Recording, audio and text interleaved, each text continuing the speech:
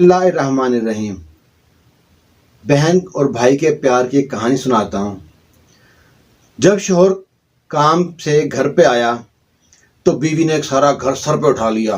تمہاری بہن آ جاتی ہے، ہفتہ ہفتہ یہیں رہتی ہے، اس کے بچوں نے ریموٹ توڑ دیا ہے، ہینڈ پمپ کا نلکا کا ہینڈ پمپ کا وہ ہینڈل توڑ دیا ہے، گھر کا استبل بنا دیا ہے۔ تمہاری ماں ہے کہ اس کو بھر بھر کے کبھی گندم دیتی ہے، کبھی چاول دیتی ہے، کبھی کپڑے دیتی ہے۔ ہمارا گھر ہے، کوئی خیرات خانہ ہے یہاں پہ؟ اور جناب شوہر تو غصے میں آ گیا، جا کے ماں سے کہتا ہے، ماں تم نے کیا کسب شروع کر رکھے ہیں؟ پہلے ایک بہن کے آنے سے گھر میں خرچہ ڈبل ہو گیا ہے، حالات ویسے اچھے نہیں ہیں، اتنی مہنگائی ہے، تم کبھی بہن کو کچھ دے رہی ہو، کبھی چاول، کبھی گندم، کبھی سوٹ، تمہیں ذرا خیال نہیں ہے۔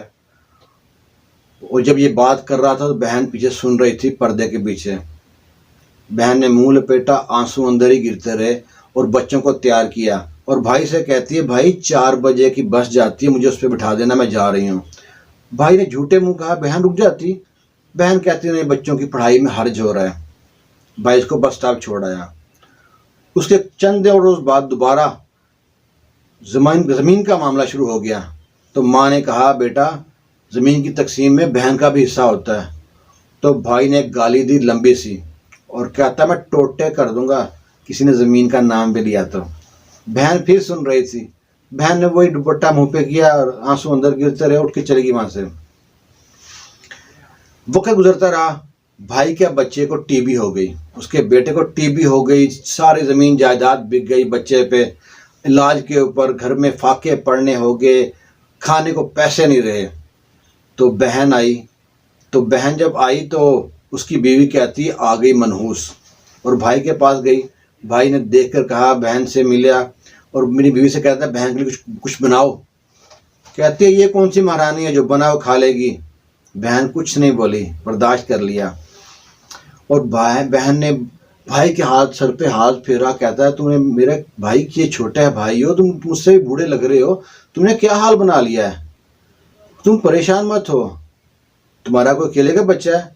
اور اپنے دوپٹے میں کنگن باندھ کے لائی تھی، کھولا دوپٹہ اور 2 کنگن اس کو بھائی کو دیے، یہ لو اپنے بیٹے کا علاج کراؤ، جب تک تمہاری بڑی بہن زندہ ہے نا، تم پریشان مت ہونا۔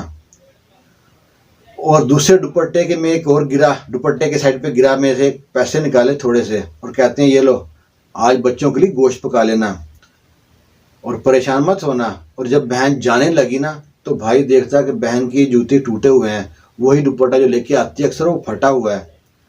بھائی کی آنکھیں نم ہو گئی اور آنسو رکنے کا نام نہیں لے رہے تھے۔ وہ بہنیں ہوتی ہیں جو بھائی پہ قربان ہو جاتی ہیں، بڑی بہن ماں کا درجہ رکھتی ہے۔